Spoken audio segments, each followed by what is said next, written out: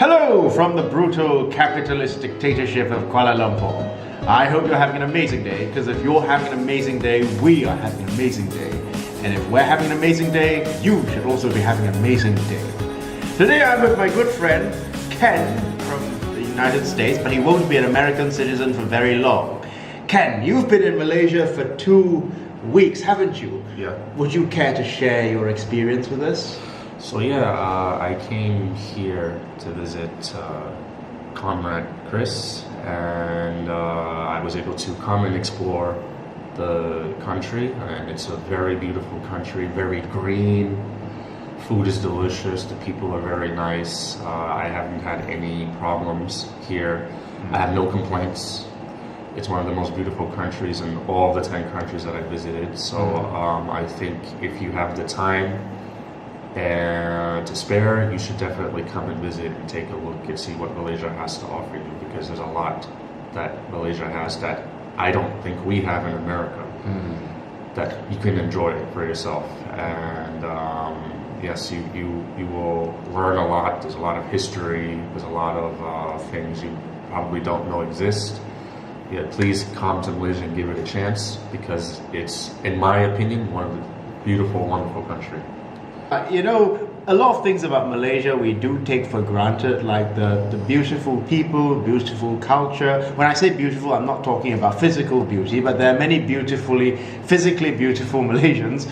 Now, the funny thing, Ken, is that the other day, just a few days ago, my student was telling me that her mother was telling her that there's no hope for Malaysia, there's no future for Malaysia, at least for the Chinese and Indians, and she's hoping that after she goes to Australia, that she just stays there for good and never comes home.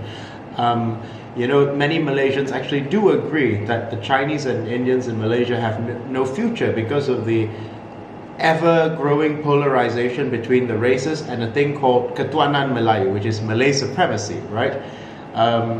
Now, granted, not every Malay is a raging racist. In fact, most Malays are not raging racists, okay? And yet, the fact is that there is still, institutionalized racism against Chinese and Indians. Like, they have a harder time getting scholarships, they have a harder time entering public university. So while we understand that this is the result of the British colonial divide and conquer, and it was meant to, this affirmative action was meant to help the Malays at the time, who were very far behind the Chinese, as a result of being thrust from feudalism to capitalism with all of a sudden. The fact of the matter is that many Chinese and Indians feel very unfairly treated in this country, and they feel that they'll be far better treated in the West. They'll be far more, they'll be treated far better in the West, and that they don't mind experiencing some personal racism in the West, because they say at least the institutions are fair, right? What do you have to say to that, to those who say there's no future for the Chinese or Indians in Malaysia? Well, first, I disagree, because there are a lot of foreigners who come to Malaysia, and they will personally tell you that Malaysia is also it has a huge potential to be something great. Many foreigners come here and they live better than they do in their Western countries, so it's kind of odd for,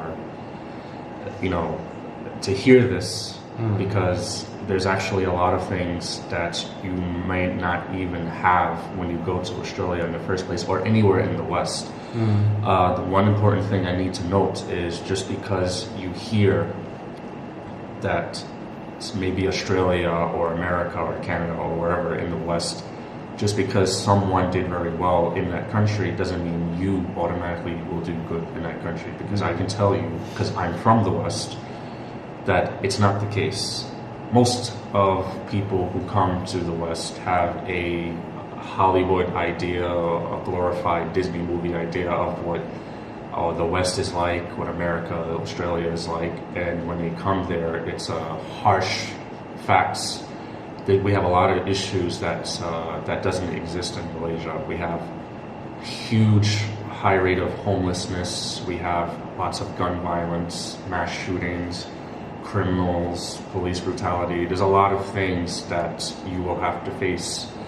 And one of the big things you will face is actual racism. And when I say racism, I'm not talking about, even though there is systematic racism, there's physical racism in terms of, for example, when COVID started, we had a president who said that a particular virus was originated from a particular geographic location, and people of that particular geographic location is associated with it. So when that happened, everybody who was associated with that geographical location have been beaten up, have been shot, have been pushed in front of oncoming traffic, oncoming subways, and they were killed. This is something you don't hear in most places in Asia in general.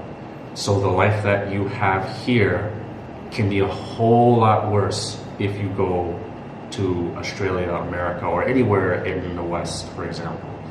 So be careful when someone tells you things like, oh, if you go to Australia or America or wherever, that everything's going to work out and that's it. It's not true. And this goes for everywhere else in the world. What I think you should try, just a suggestion, you don't have to listen to me, you don't have to take anything I say as truth. Maybe you should try some other countries, visit different countries and see what they have to offer, and then if Australia is the one you really think you can be yourself and do well, then okay. But don't jump to the conclusion that Australia is and that's it and nothing else, because it's not going to be what you think. I can guarantee you 100%. Many migrants actually end up going from the frying pan into the hot wok, don't they? And Yes. they only want to tell you about the success stories, or let me just say, the only migrants who speak up about their life experiences there are the ones with the success stories. But I don't know, for every one Malaysian who is a success story in America or Australia, I'm pretty sure there are at least a dozen who are doing worse than they were doing over here. Because the private sector doesn't discriminate against Chinese and Indians. And you could argue as well that some people even argue that the private sector actually discriminates towards Chinese people, and we can't really prove that. But the thing is that, as Comrade Ken has said, really be very careful before you consider jumping, because even race-based politics, they do exist in the West. Yes. Like my brother did better than his course mates, but it was an Indian migrant who became an Australian who gave him his job. Right? He in the end, it was still a foreigner who gave him a job, not an Australian who gave him his first job. So you just have to be very careful, because you could be jumping from the pan into the wok. Malaysia, ever since the race riots, the tragedy of May 13, 1969, we haven't seen anything similar to it. We haven't seen gangs of Malay youths going around bashing Chinese. We haven't seen gangs of Chinese youths, I'm 33, I'm not a youth, going around bashing Malay elders. No. On a personal basis, Malaysians are actually quite nice to each other. It's just our bourgeoisie and our politicians who try to divide us according to race and religion. And I can give an example, because I'm from New York City. New York City, there's at least maybe half of the population are immigrants or foreigners, for example. Yeah. And when you talk to them, not what the media says, when you talk to them face to face, I always ask them, how is life for you here in New York? Did you achieve your dream? Did you become a rich, famous bourgeois millionaire that the movies like to show you? And they said, no, absolutely not. They said their life was even worse in America than it was when they stayed home. And the reason they can't go back is because if they go back, they will face a lot of shame, because their family might say, what's wrong with you? You could have did good, or their friends or their community. So a lot of them stay in New York and they suffer. They're in a much worse exploited position than they would never have imagined before they came here. They could have went to another country somewhere in Asia. They could have went to another place in South America, or it doesn't have to be, a Western country. The West doesn't have everything you need. It's just a glorified place that It you puts see itself. in the movies. Yeah. Sorry, Jay, Yeah, go ahead. it puts itself on a pedestal, doesn't it? Yes, everything you think you need in the West, you can find other places, even better. the West is not the center of the universe. It's not the best place. There's a lot of places that could be better for you than in the West. I know a lot of people in Hong Kong who swore they would lead a better life in London are now having buyer's remorse, and they're actually openly admitting that my life was better in Hong Kong. I just didn't want to be I didn't want to work together with the Chinese, that's all. Yeah. So the thing is, sorry, and then to prove what we're saying, I have a link, I'll put it in the description below, of hundreds of people, they're all anonymous, but hundreds of people, hundreds of immigrants who came to America and they actually regretted it, and they will tell you stories of harsh realities of life, well, in America, for example. I'm sure it's the same in Australia, Canada, because we're all the same Anglo-Saxon country mentality. But we can give you some links and lists of things, of proof, of receipts, that life in America or in the West is not all up to be. Well, Ken, that's very, very enlightening, because most people don't hear it from the horse's mouth from an actual American. They hear it from news sources. Most people. And also, sorry, I didn't want to. Also, don't think that just because everybody wants to come to Australia or Canada or etc. that the local people are happy. No. Many local people are very miserable, and they leave America or they leave Canada, Australia by the thousands for a better life. So their life sucks in the West, and their life is much better in the East, wherever it may be. So sometimes people ask me, or they ask another Western guy, why did you leave? Why did you leave? These are the reasons why they leave, because it doesn't have everything that they need. And places like Malaysia, life is so much more rich and fulfilling and soulful than it ever was back home where they're from. It's not perfect, but we can make it. We can make it a great society if we work at it.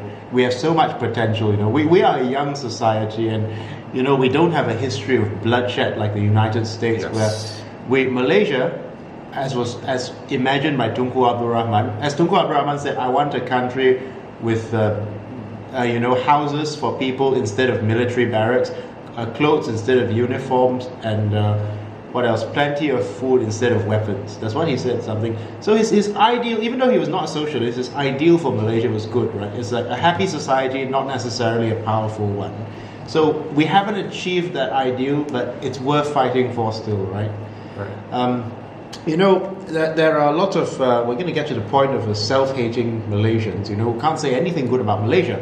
You find a lot of them on Malaysiakini, always comparing to Singapore and saying, why did we get rid of Singapore? Look, we could have been, or Singapore. The best thing that happened in Singapore was being kicked out, because now they're a first world country, we're a backwater dump. And the people with a Malaysian derangement syndrome like James Chin, right, or Azly Rahman, who keep hanging around Malaysian forums even though they're no longer part of the picture. What do you have to say about these guys? Well, they moved to the West. They moved to the West. First thing I need to say is it's not true that they hate Malaysia. They love Malaysia, because if they hated Malaysia, they would leave and stop talking about it. They would have absolute what's the word I'm looking for? Indifference. Hate is not the opposite of love is not hate, it is indifference. Right. They would leave to wherever the country that their new home is, and they would just live the life that they worked hard for in the West, whether it's Australia or America or whatever. But they don't do that. They keep talking about Malaysia. Why do you need to keep talking about a place that you left? For example, I left America. You don't hear me talk about it unless somebody asks me about it, because I don't care about it. I'm indifferent. Whatever happens in America, it's business, right? I didn't choose to be born there, but I just happened to be raised and born there. But now I have the decision, I can make life choices, and I left. So that's what I did. But you don't hear me talk about it unless the conversation is directed about America. Yet these people come to these forums, or if if they happen to come across a person who happens to be going to Malaysia, the first thing they have to do is, oh, don't go to Malaysia, it's bad, it's this, it's that. Why do you have to do that? If you don't like it, just leave, and that's it. Just renounce that you're Malaysian, don't talk about it, just say you're Australian, you're American, you're whatever, and that's it. Secondly, I don't know, I think every case, individual case is different, but my understanding is perhaps when they grew up in Malaysia, they felt not accepted. Maybe because they didn't speak their native language, maybe they couldn't speak Malay and they were bullied, or they just weren't accepted. And they grew up with this kind of resentment, so they become extra westernized as a way of Getting back. revenge, getting back at the country. Because we have the same thing in America. We have minority groups where they don't fit in, so they become extra conservative or extra right-wing or extra something to get back at the community. And so I can understand this psychology, but the best revenge, if you want revenge, the best revenge is just live your life without trying to attack a country, because maybe you don't like it, but there's millions of foreigners who love it here. I love it here as well. And locals, locals will love it There here. are millions of people who are happy to Because be there. think about it, right? If I come to you as a Westerner, as someone who grew up and was born Western mentality, Western culturally, and I say, I hate America because blah, blah, blah, you would be the first to tell me I'm, what's the word? You're Spoiled, ungrateful, thousands of people, they're trying to come to America, they're dying to come to America, and you want to leave. I could say the same thing about you. Millions of foreigners also want to come to Malaysia. Locals love Malaysia, they love their country. So it can kind of go both ways like this. Yeah, it's like you sometimes don't know what you've got until you've lost it. Until you've lost it, yeah. Perhaps these people don't want to admit it, but perhaps they're having buyer's remorse, and that's why they're coping by saying there's no future for Malaysia, there's no future for Malaysia, but in their hearts they're probably saying, God, I wish I hadn't left. I wish I hadn't cut ties with this country. So I'm thinking maybe somebody is paying them $30 Could to be. say all these things. Mr. Chin, Professor Chin is a professor at Tasmania University. Now, he is a professor of Asian studies, supposed to be their local Malaysia expert, right? But he has nothing good to say about Malaysia. So how can he be a Malaysia expert? It's like saying Sapenza is an expert of China, right? Yeah. So the fact that he's working for a Western institution is already very sus, right? Yeah, you see, the thing is, before, when I was brainwashed, I used to think that unless you study at a top Western university like Harvard and all those Ivy League tower schools, that, you know, this is the only time you would have authority to have an opinion about something. But now as I travel, there's so many different viewpoints and different versions and tales of what should and shouldn't be, you know, the right history, for example. Yeah. So if you're educated from a Western academic, how could you say that you're knowledgeable about Malaysia? Wouldn't it make more sense to be more knowledgeable about Malaysia if I studied Malay language and read books written by actual Malay historians? Well, I would not say a Western. Imagine, imagine Chinese from China studied American history, and they said we are. They never studied in America, but we are professionals of American studies, and they are going to tell all of us about American history. You'd be like, no, that's nonsense. No. You're foreigners. It's like, that's why the Joy Luck Club, novels like the Joy Luck Club always seem to have an Orientalist streak, because they're always seen through the colonial lens, because it comes from a person who moved from China to America, right? How can they be the China expert when they were trying to get away from China to America? Just like James Chin is living, if he was a professor at a Malaysian university, that would be more credible. Yeah. But the fact is, he's in Tasmania and he's a professor at Tasmania, right? So he's part of a Western university. Plus, Western academics are Chauvinistic. very chauvinistic. They're pro-Western. So anything you learn is going to be from the viewpoint of the Western, The white man. Or colonial. pro-colonial policies, right? So it's kind of like I don't trust anything that comes from them in regards to the East. If I want to know about Western culture, then it's great. But to learn about Eastern culture, it would make more sense to just go to study with Eastern professors, Eastern universities, and study in that language, and go to the countries and villages and towns, and you actually see the museums, you see the actual people who know about, who lived through these times, who lived through the wars, not what some guy, some pencil pusher. That's why if I'm an Australian university student and I go to James Chin as my authority on Malaysia, I'm getting a second-hand experience of Malaysia. Even though James Chin was born and raised in Malaysia, he is part of a Western academic institution. So he is a Western academic, right? So, right. Yeah. So, and one last point. I lived in Kazakhstan 4 years, similar to Russia. But when people ask me, where do I live? I just say Russia because they don't know the geographics. Many people don't know Central Asia. They don't know Kazakhstan, Kyrgyzstan, all that stuff. So I just say Russia. So when I tell them I'm permanently moving to Russia,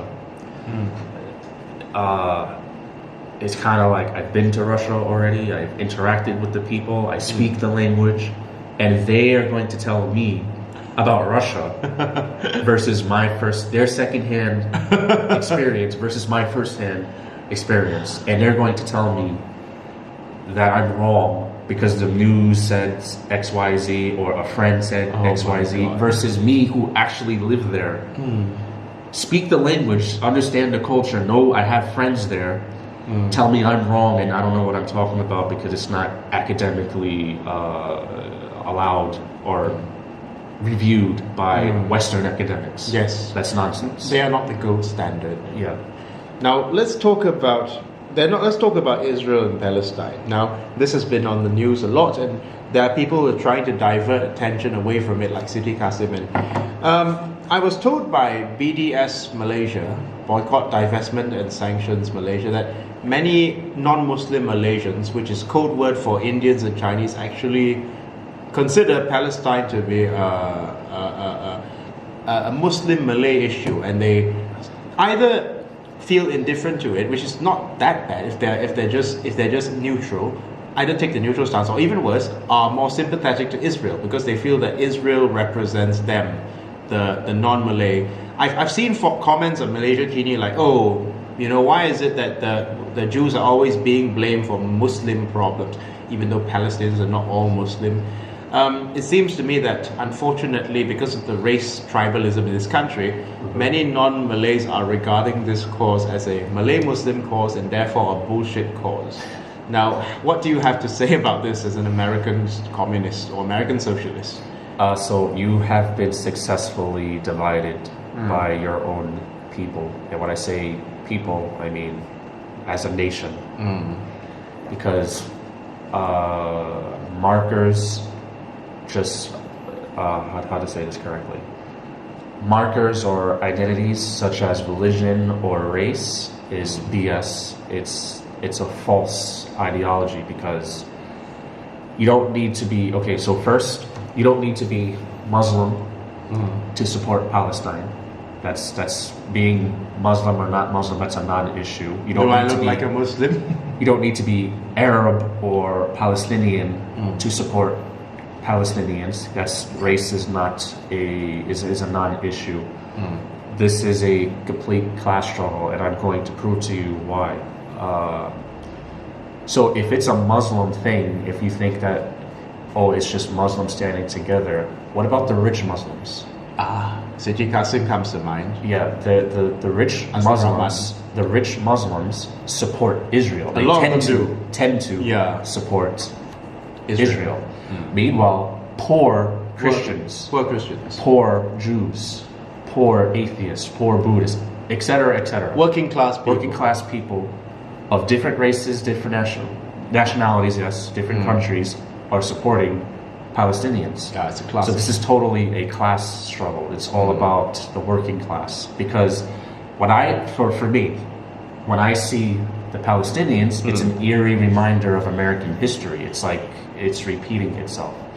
It's like the manifest destiny when the white settlers, the settlers felt that they had the right to take the Native American land. They dehumanized them, the Native Americans, calling them savage, barbaric, uncivil. So they murdered them, they kicked them out, and there's practically none of them left today. They have very little land, and if they leave those lands, the government's going to take it. And what do we see in Palestine and Israel? The same thing. They're coming in, these complete foreigners, never been to. They're probably from New York, just like me, or they're from somewhere in Europe, coming to Palestine saying, "This is my land," and they're just indiscriminately murdering anything that remotely resembles Palestinian cause. So this, to me, it makes me very angry, because it's kind of like when I see the Palestinians, it's like I see myself in their shoes, because we have a similar history in this regard. It's like seeing it play over again. So it has nothing to do with this religion and the thing about Malay Muslims and non-Malay. It's nonsense. It's nonsense. It's just putting you two against each other. Yeah, absolutely. And they're going to end up on the wrong side of history and going to die on a very bad hill if they keep going on like this and say, we are going to side with Israel because it'll make the Malays angry, right? They're going to not only alienate the Malays, the reasonable Malays, it'll also basically alienate the entire world against them, because basically the majority of the world is in unison with the people of Gaza and the occupied Palestine, right?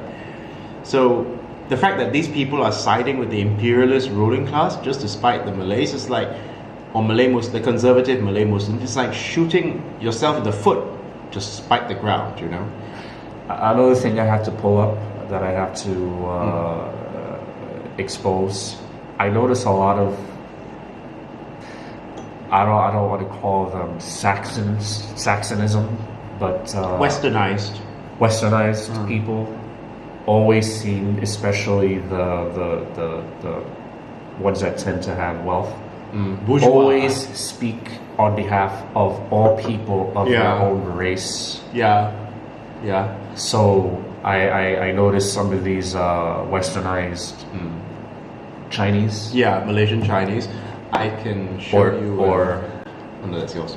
That's mine too. That's yours too. You have two phones. Okay, sorry. Okay. For example, like we Chinese support Israel. We believe they're in the right. Yeah, that kind of thing. Yeah. But it's complete nonsense to say we Chinese, because there's Chinese everywhere in the world, all in different classes, different religions, different ways of life. It's like when I see some Chinese diaspora say, "Oh, you don't know Mandarin," but in China, people speak other dialects, not just Mandarin. But you're speaking on behalf of one particular Chinese for one particular group, but you're speaking for everyone. I think that's kind of evil what you're doing, because you're making it bad for everyone else, because maybe you have a problem with the issue, maybe you side with Israel or whatever, but don't drag me into it. Because what's going to happen is maybe someday, maybe a full moon will happen and something happens and the Malay says, "You know what? You feel that we're treating you bad? Okay, now we're going to treat you bad." And then you're going to have real hardcore discrimination, real racism. And it's going to affect all non-Malays because of a few group of Malaysian Chinese or Malaysian Indians. Okay, sorry for the cut. So I was saying, if you broadly speak for everyone, and then something happens. Now everyone who you broadly brushed is also going to suffer because of your actions. So you're collectively punishing your own group for your individual opinion, and I think that's not right. If you have a problem, if you disagree with the Muslim Malays, okay, but you should speak for yourself. Yes, speak for yourself. Don't Not speak for me. Just like Afro-Saxons in America want to try to speak for me by saying, oh, we're all, I don't know, they'll say like, we're from Africa, we're from this tribe, we think like this, we think like that. But I don't think like that. I don't believe what they believe. But they want to speak for all of us. So I think that's a toxic thing to do. Okay. Absolutely, you know, I'm very annoyed when I see people posting stuff like, oh yeah, non-Malays feel differently about this, because who are they to speak on behalf of non-Malays? I'm a Malaysian Chinese, and I'm a socialist, so naturally I'm sympathetic to the besieged and occupied Palestinians because I'm anti-imperialist, and therefore, as every socialist ought to be, right? Let's get to the topic of self-proclaimed Jews. Jews in inverted commas, right? Now I know we're both going to be at risk of being called Nazis, even though we're the furthest thing in appearance possible from an actual stereotypical Nazi, right? But we're going to get called Nazis anyway, so let's get on with it. Now, first of all, there are many Zionists in the Western countries who say that, you know, we are natives, we are like the Native Americans of Palestine.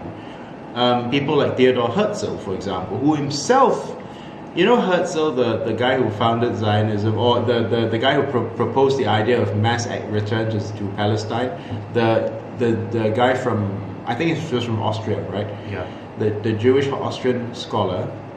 He himself said that, you know, Palestine is our ever memorable historic home, you know, and basically if the Sultan of Turkey could give us Palestine, it would be wonderful because we could form a rampart. Take note of these words: a rampart of Europe against Asian barbarism. So, Jews are technically Asian, right? Yet why does he call Asian people barbaric? He means Asian like Chinese or Indian, right? Does he not consider himself Asian? So Zionists don't consider themselves Asian, do they? They consider themselves European. Then how can they call themselves native of Palestine? Since Palestine is theoretically in the east, right? How do you address it? I have something to say about this. Like these self-proclaimed Jews. Yeah, with blonde hair and blue eyes, some of them. Yeah, some of them have blonde hair and blue eyes.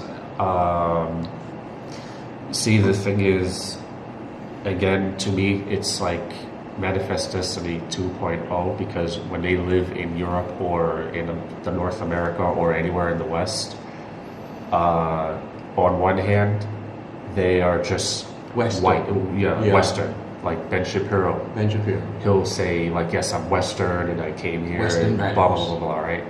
And then when it benefits them, now suddenly they're... I'm a person of color. Yeah. Not just a person of color, but then they'll say, I'm Jewish. And just like you said, they have 2 passports. Yeah. So they can pick and choose whenever they feel which the identity is whatever it's beneficial to them. So I'm guessing, you know, I've met people who I would never know that they were Jewish. If you look at them, they look like they could be Germans, they could be Italians, Greeks, and they say that they're Jewish, but they don't speak the language many times. They don't have any recent ancestry to the lands of Palestine. And a lot of them are culturally Western. Yeah. So they act and behave and think like any typical person from Europe. Meanwhile, if you talk to a Palestinian person or people who are indigenous to Palestine, it's 2 totally different people. Yeah. 2 completely different. So I suspect that's why they want the 2-state solution, because they understand that they can't get along with culturally Middle Eastern people. They're too Western.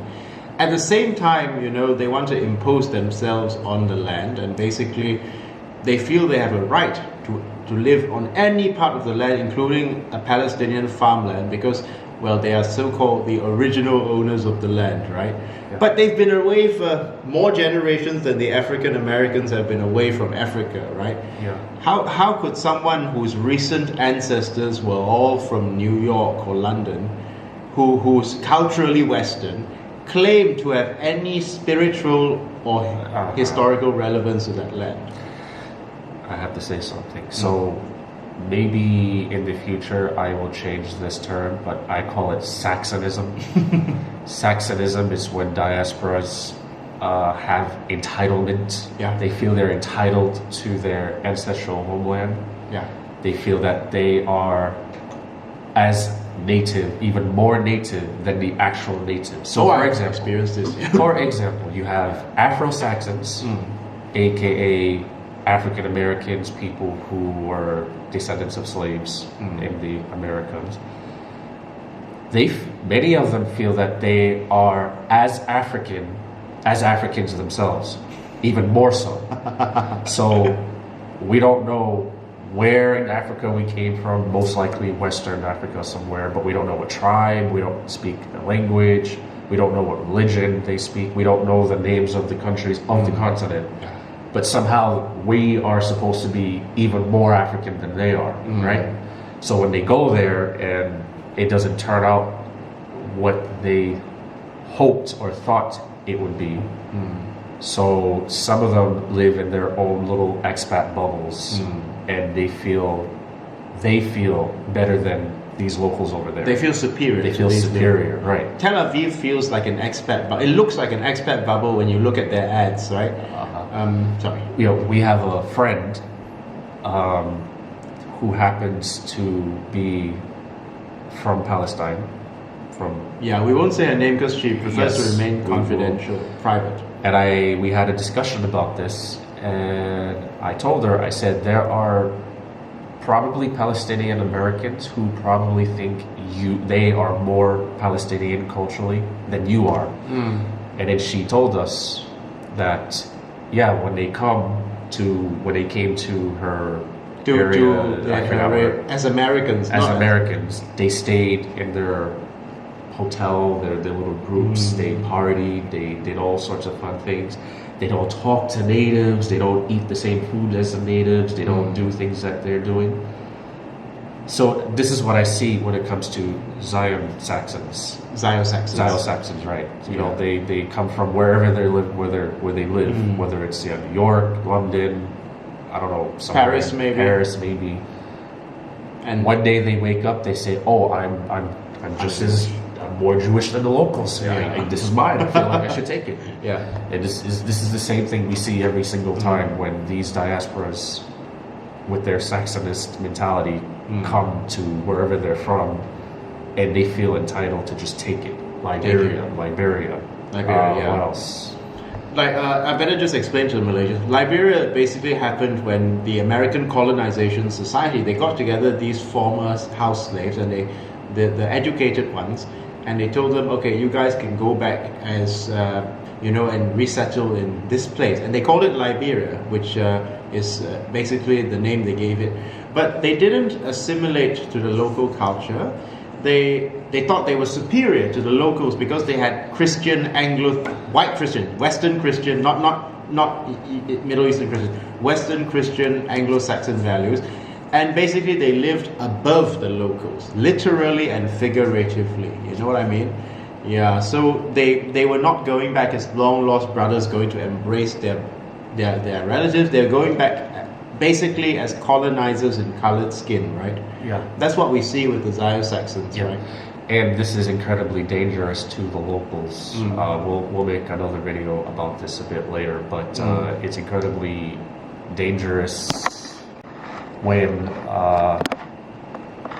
a large group of diaspora, especially from the West, who wants to return to wherever they're going, there's a problem because culturally and mentally and in their hearts, they're Anglo-Saxons. They're basically Europeans inside diaspora skin. And they haven't shed that.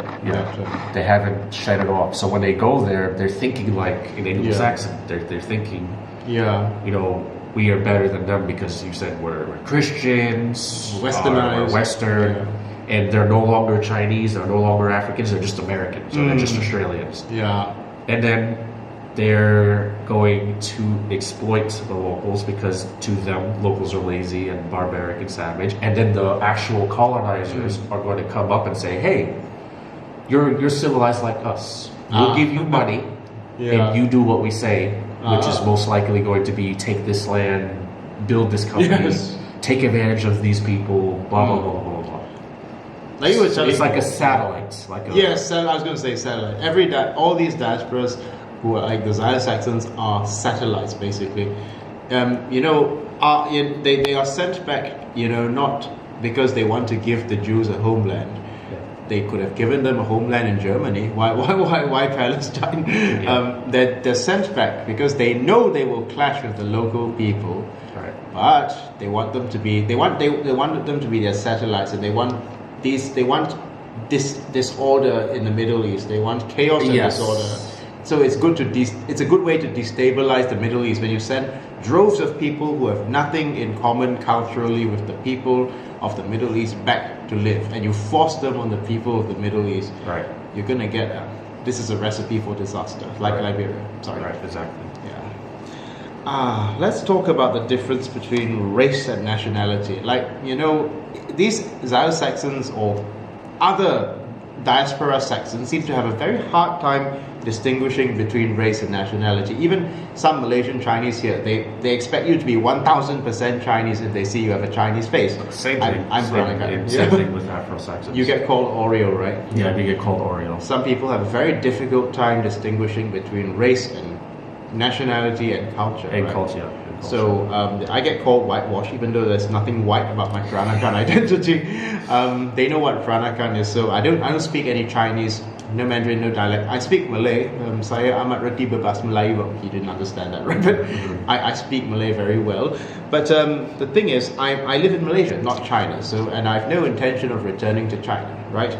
Now, just like I may have African ancestry, I have no interest in returning to Africa. I respect China. I do respect the people in China. I respect Africa too. China is to me as irrelevant as Italy or, well, let's just say I like it. I like the culture, but it's not, I have as much emotional connection to it as I do to Italian culture, right? You see what I mean? Yeah, same thing. Same thing with Africa. I don't hate it. I have nothing against Africa or African people or anything like that, but like you said, it's as foreign to me as the Australian Aboriginals or something like this. But you respect it. That's enough. No problem. Yeah, you feel no Asia. Problem. If I have African friends. If I meet them, I say hi. We can hang out. We can talk and all that stuff. But I'm not going to go there on the basis of my skin color or my hair or some nonsense that these Afrocentrists or Afro-nationalists feel entitled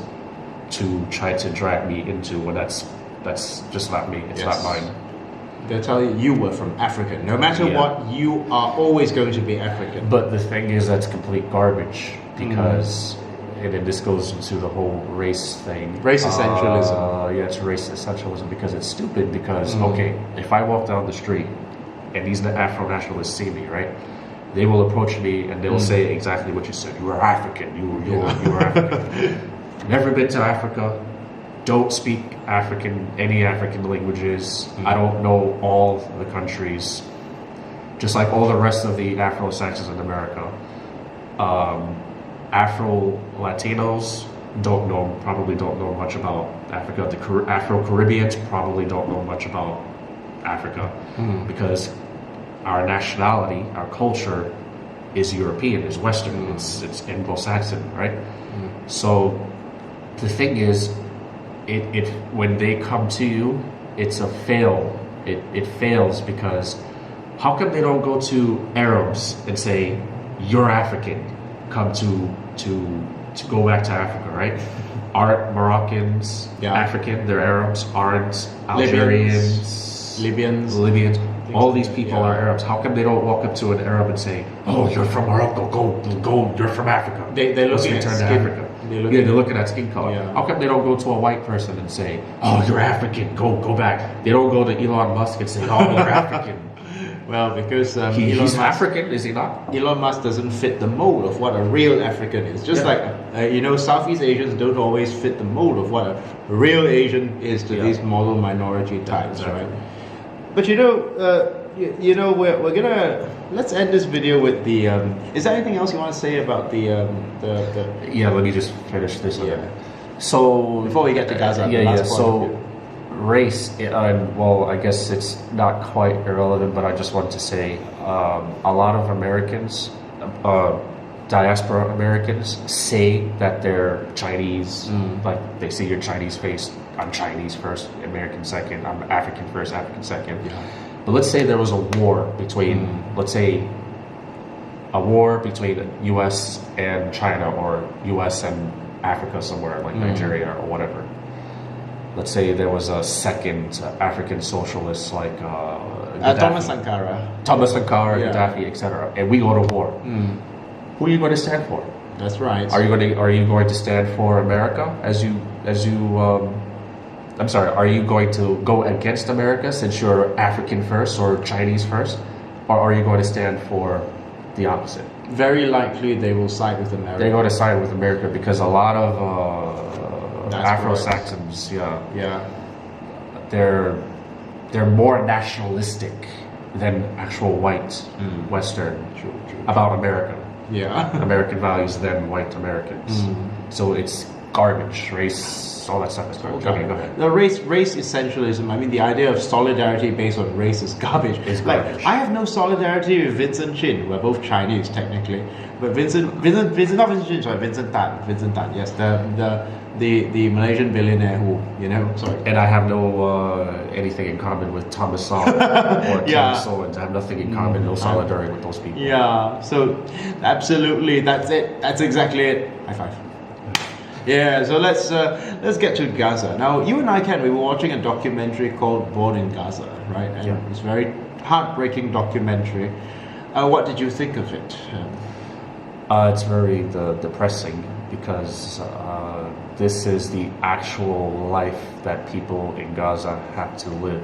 And it's not their fault. They didn't do anything to anybody. Yeah. They're just born and they're living in such conditions that they can't do anything but hope and pray that they don't die the next day. They have to hope their friends will still be alive, their family, their mothers, their sisters.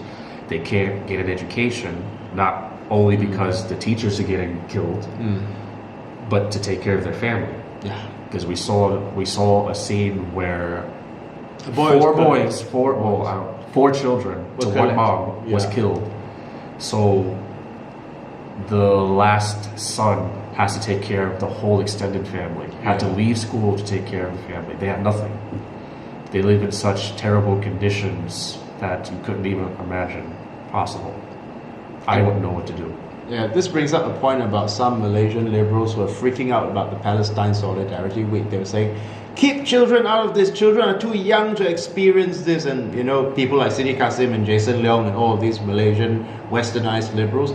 But they never said anything against Israel. They never said anything. They never called for a ceasefire. They never condemned Israel. But the moment the schools in Malaysia organized Palestine Solidarity Week, boom! They act as if they've been stung by 1,000 hornets. And they're like, keep our children out of this. Our children are too young to know about this. But the thing is, it's true that some of the schools were a bit extreme. They were burning up Israeli flags and dressing up the kids as militants. That was extreme. I agree. I accept that. But from one of my students' reports, most of it was quite civilized. In most cases, it was civilized. And in her case, they sang songs for the children of Gaza and they released a dove, right? That's a symbol of peace, right? So most schools handled it well. And I think that the fact that these liberals do not trust our educators, it says a lot about their mentality, right? But also, what makes them think that if they think their own precious little snowflakes are too precious to learn about this, what about the children in Gaza? They say this is not stuff for children. Children are too young for this. What are the children in Gaza not children? Yeah. It's complete nonsense to say this thing because children everywhere have to face their reality, but especially since we're talking about Gaza, will face horror and terror for the rest of their lives.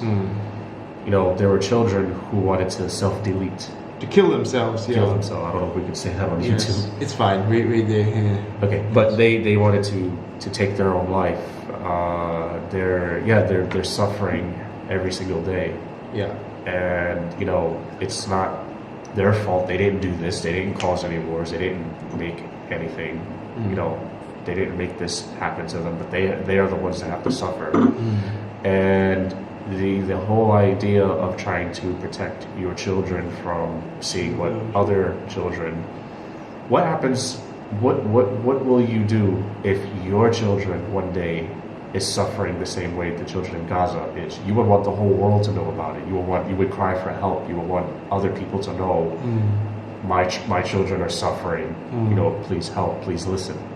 But you don't have the compassion to do the same with the children in Gaza, which have nothing to do with what's going on. They are innocent. So, children in that condition, what are they going to do? They're going to do what they have to do to survive. They're going to turn to drugs, perhaps terrorism. Violence, and they have to turn to terrorism. Yeah. And sometimes not because they want to turn to terrorism, it's just that's the only way to make money. That's all they have. And nobody wants to hear their side of the story. It's always, these people are savage, these people are bad. Yeah. So I noticed that people like Siti Kasim, initially what they said was, why is the world focusing so much on Palestine? Is it because the people who are supposedly bullying them are Jewish? And then when we make it absolutely clear that it's not because they're Jewish, I don't even accept them as Jewish. I don't accept the Zionists as Jewish. That because Jewish people, there's a lot of positive things to be said about Jewish people and their values here. And I personally knew a lot of Jewish people in Australia because many of my professors were Jewish. We got along very well. Yeah. But the thing is that then after we prove it's not about them being Jewish, then they turn around and say, well, why is it that the other Arab countries don't want to accept the Palestinians? Do they have a cultural problem? No, it's not. It sets a bad precedent.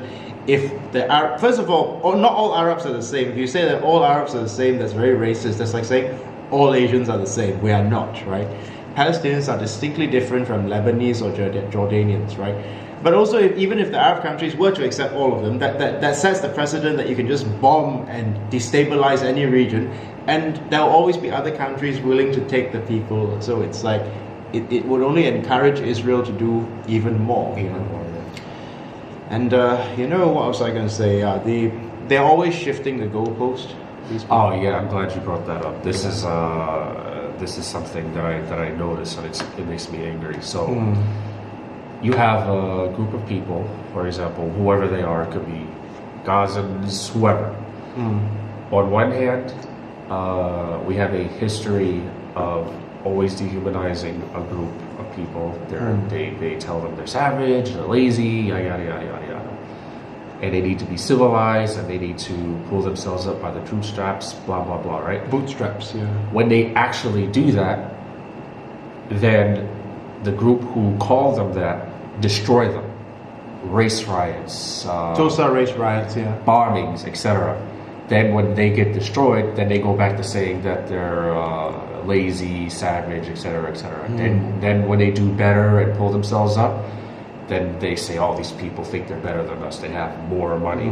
It's the damn government. It's this. It's that." And they say, "Oh, it's the Jews." The same people they're supporting, they're condemning at the same time. The Jews are controlling the media. The Jews are controlling the banks. They're controlling blah blah blah blah blah. And then they bomb them in race riots and all that stuff. And they change the goalpost every second. So no matter what you do or say, they're going to blame you for it. If I may say so, Theodore Herzl said that someday the anti-Semites will be they'll be our loyal allies, right? So isn't it funny that the most historically anti-Semitic countries like Germany, Great Britain, Italy, and France, they're suddenly very, very, very, very pro-Israel, right? Yeah. Why is that? Why is it they're claiming that the Muslim world has always been savage has always been cruel to Jews, when historically, if I were a Jewish person in history, I would rather be a Jewish person living in a Muslim country than in a European country, right? Yeah. You know how they pogromed the Jews in Europe and how it was better to be a Jew in a Muslim country, typically. So I don't know why all of a sudden the historically anti-Semitic countries are suddenly acting like they love Israel so much, when in fact, actually I do know the answer to that question. First, they want all the Jews as far away from them as possible, right? Second, the fundamentalist Christians who have no great love for Jews, they want the Armageddon to take place. They believe it can only take place if they all support Israel, right? And third, as you say, satellite state. They would like Israel to be their little, as Yasser Arafat said, your baby, you know, so their satellite state in the Middle East, right? So you can see that it's not out of any great concern for the safety of the Jewish people, because you see how mean they are towards anti-Zionist Jews. Mm-hmm. Oh, they're getting arrested, right? Yeah. They're getting persecuted. Yeah. There's actual Jewish persecution of people like Norman Finkelstein or Professor Weizmann, I believe. Yeah. Yeah. You want to elaborate on that? I had something to say and I completely forgot what it was, but it was in relation to this. Is that rabbis also, the most orthodox rabbis actually disagree with the establishment of Israel, because you're not supposed to establish an ethno-state as a Jewish person, and you're supposed to treat Gentiles as well as you treat another Jewish person. So even many Orthodox rabbis view Israel as a, if you'll pardon my French, a very degenerate Western country. The thing is, though, that's the same way. It is a European colonial project. I think I remember. It's a little off topic, but it's in relation to this. Zionism, I believe it's like in the same bed with the Nazis, because when it came to Russia, when Russia was the hot topic, they were saying, it's wrong for Russia to invade Ukraine, but the reason was because Ukraine is a Nazi state. Okay, sorry for the cut. So I was saying that, after 2014, the Euromaidan event, the country became a Nazi state, right? So those same Nazis are in collaboration with the actual Zionists today. So when these Nazis were killing Russians, ethnic Russians, cultural Russians in the eastern part of Ukraine, nobody had anything to say about it. And then when Russia reacted to, come in and try to get rid of these people, everybody was against it and blah, blah, blah. Now you have the same issue, the same scenario with these foreigners coming here, taking the land from the actual local native people. These are practically the same Nazi ideology, which we call Zionism, against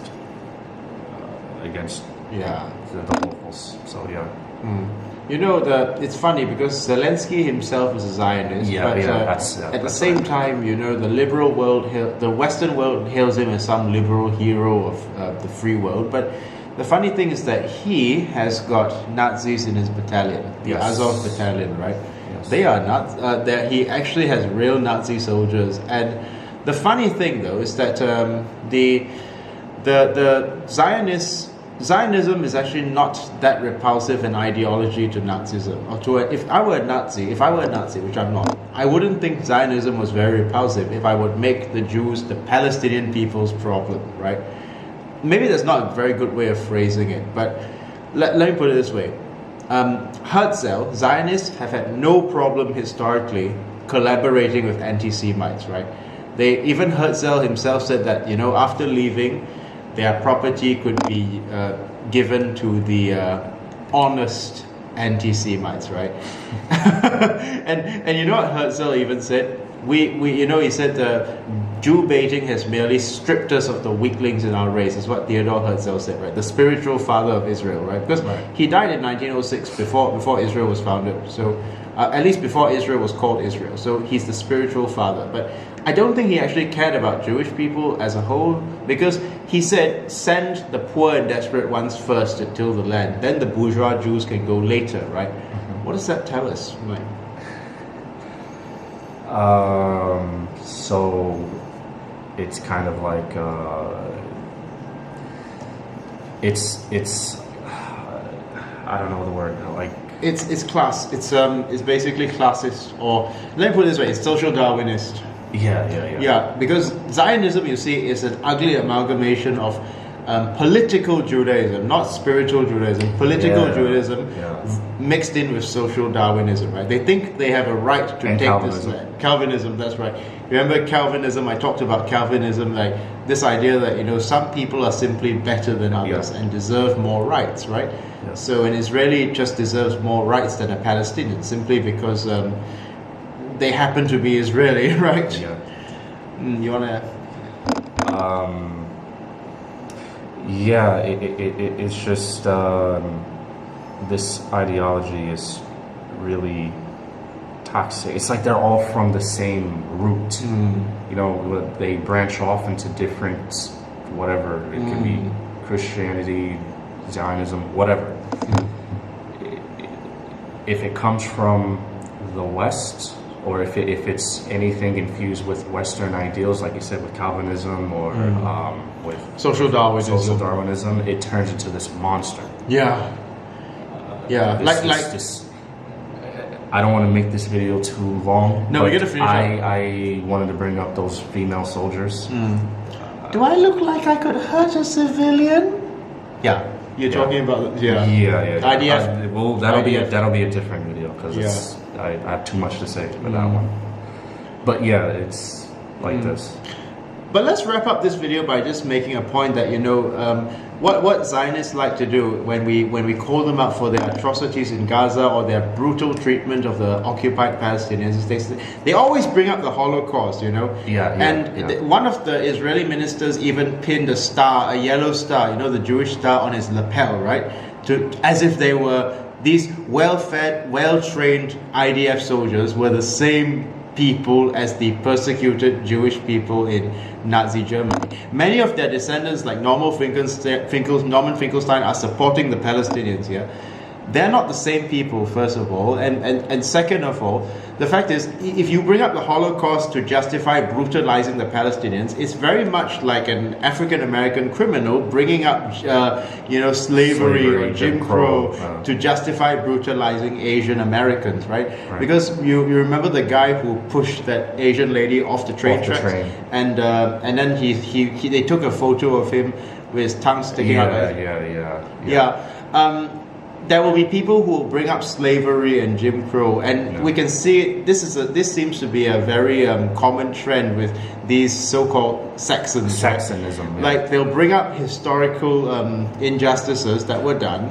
When you bring up social injustices that they did, they want to sweep it under the rug. Oh, it happened 500 years ago. It happened 5 days ago.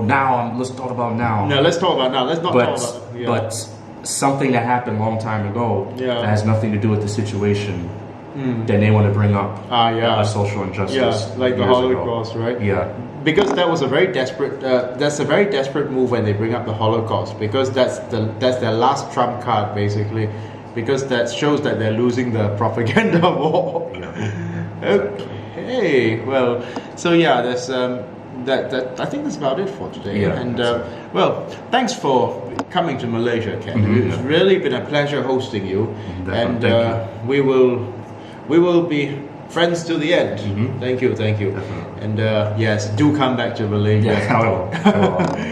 Okay then. Well, anything you'd like to tell these people before we wrap up? Let's go back to the girl's mother. Don't think that you're going to find automatic success just because you're going to go to Australia or wherever in the West, because that's not the case.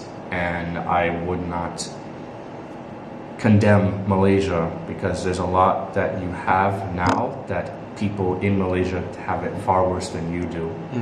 And I think you should appreciate what you have, because you know you have a great community here. You know, this is your homeland.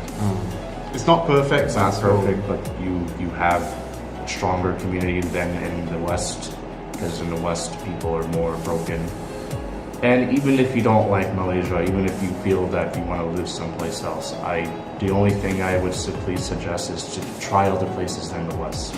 Maybe there's somewhere else in Asia, maybe someplace in Africa, maybe Eastern Europe or somewhere else. It doesn't have to be the West, because it's not guaranteed you're going to find it, I promise. Okay, well, thank you very much, everyone, and have a wonderful day. Have a good day. Take care. Okay.